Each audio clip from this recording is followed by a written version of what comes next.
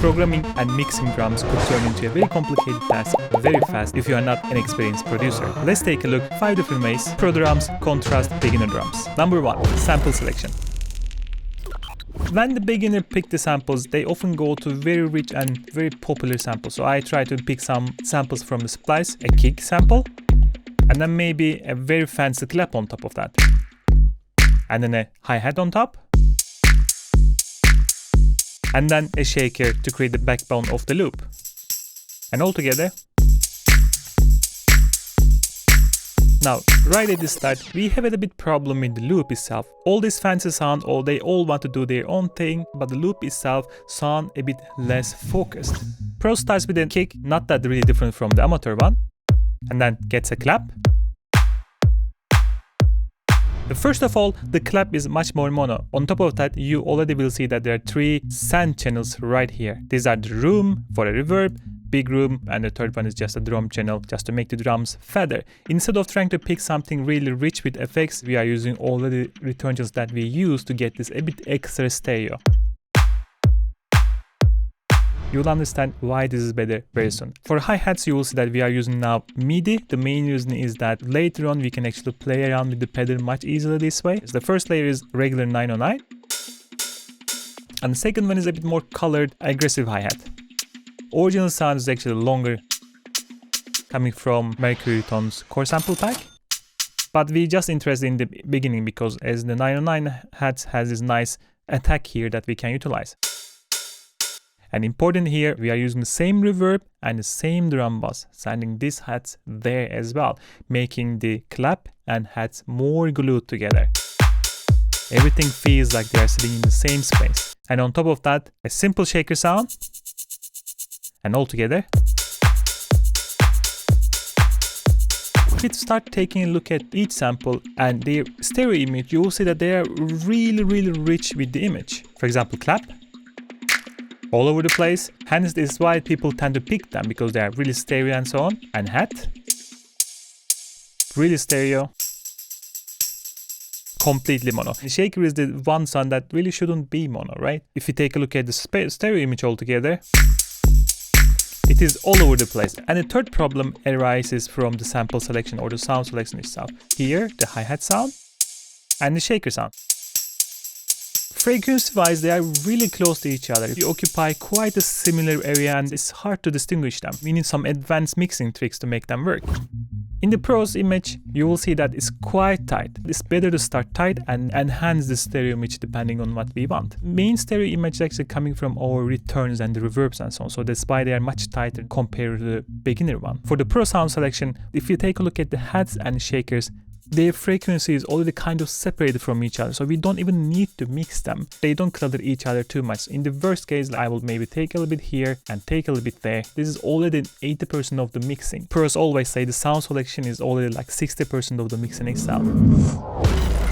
So, pro drums and pattern creation. During the pattern creation, because the beginners use a lot of loops, they are not really concise pattern creation and everything comes as a natural result of the loop. For example, if we take a look at the pattern of this sound, as we didn't pick exactly where we get louder and increase the dynamic range, we are not really sure if this works out for the track. The reverbs are different, the patterns are not really in line, making it less and less coherent. Because we have already so many different timbres, it just gets mushier and mushier when we add the new patterns and percussions. Even though we had really cool sounds, the loop doesn't work. When it comes to pro drums, most of the decisions are made for a purpose. In this case, we are making more house drums. So what that means that when you have kick and clap like this, you can actually make the clap more interesting by adding off claps. In a 4-meter track, every 1 1/3 are the strong beat. The 1 is the strongest, 3rd could be strong as well. So to make it felt, we have this inflow of the sound. This clap sound feels stronger. Just on that beat to make that beat felt stronger. The variation in itself in the percussion is really a lot. If we take a look at total loop length, we are actually making something in 8 bars. So it's a lot of variation happening during the loop itself. The second percussion here is kind of an answer to the first one. Now we can actually put them right and left and enhancing those contrasting feeling of these two percussions.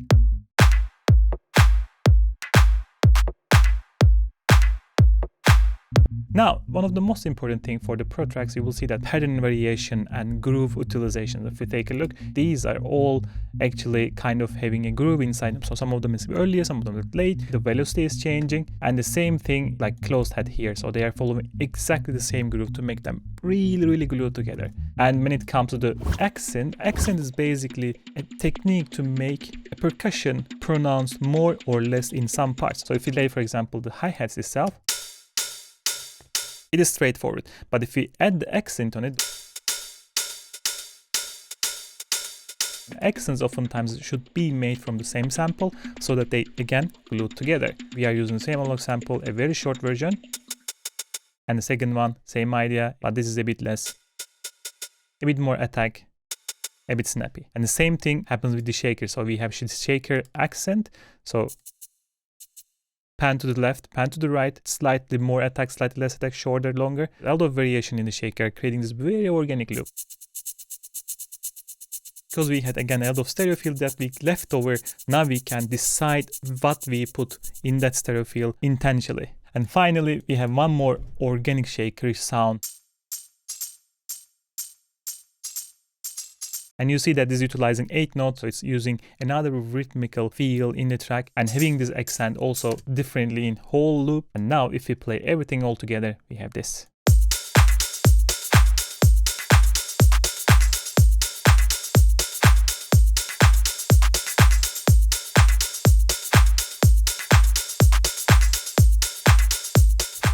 Next level is adding a color to the drums. From this point forward, I don't think beginner producers really aware of these concepts. So we will just gonna focus on the pro producers and try to learn from their approach, right? So we have this loop, really cool, but we didn't have any color in it. Yes, it's a house loop, but we don't have anything that makes it different from any other house track. You can add the piano stabs, you can add synth stabs, you can add vocals, you can add effects. It doesn't really matter, but something that makes your loop probably different from the others. First, kind of a horn to make it slightly different.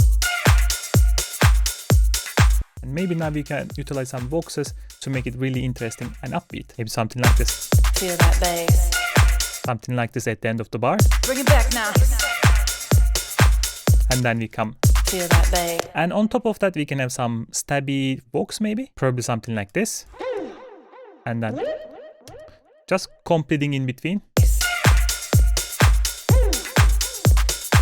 And finally, maybe kind of more instrumental to make it really colorful altogether. Adding this kind of chord progression, colorish stuff. We change the loop so it's different from the original, tuned up and here we tuned it down, and here we tuned one more time more so that we add this really unique progression into the sound. And together now, see how much color it adds. Feel that bass.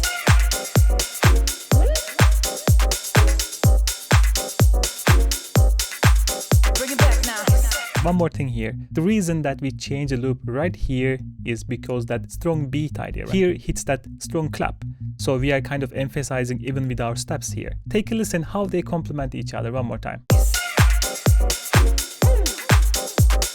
Dun, dun, dun, dun, pum, whoop. So giving really this excitement on that strong beat. So these are the difference between using loops or using a loop properly, making it yours to your tracks and building things around it to make it really glue together. This is one of the best way to glue things together, making things react to each other.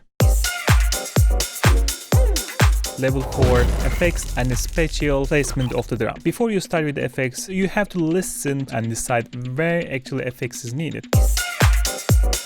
When we have this horn sound, we can definitely use a cymbal to accentuate it. So we have now 2 cymbals. I'm using utility. This one is slightly pan to the left and the other one from right to the left. So we are utilizing a bit of stereo information here. So the first one sounds like this.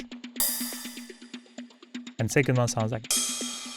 They are both analog cymbals, but slightly different timbre. And listen one more time now.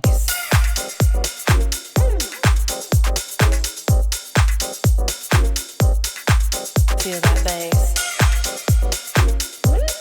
fits perfectly. And the other thing that I'm thinking, when we are ending here, maybe we can prepare people for the Vox. Now we can kind of use a reverse sound like I'm just going to use a sample from our Premium Artist Pack. Now this is just a clean reversed noise. Bring it back now. We prepare the vocal and then the ride fits perfectly. Now we can do the similar thing after the first 4 bars, but I would prefer something else. So we can, for example, here maybe use a snare roll. Now we have this sound. We have 2 snares. First one, pan to the right, 25, and the second one, pan to the left, 25. So really on the sides, we don't want something on top of the vocal because the vocal sits in the middle.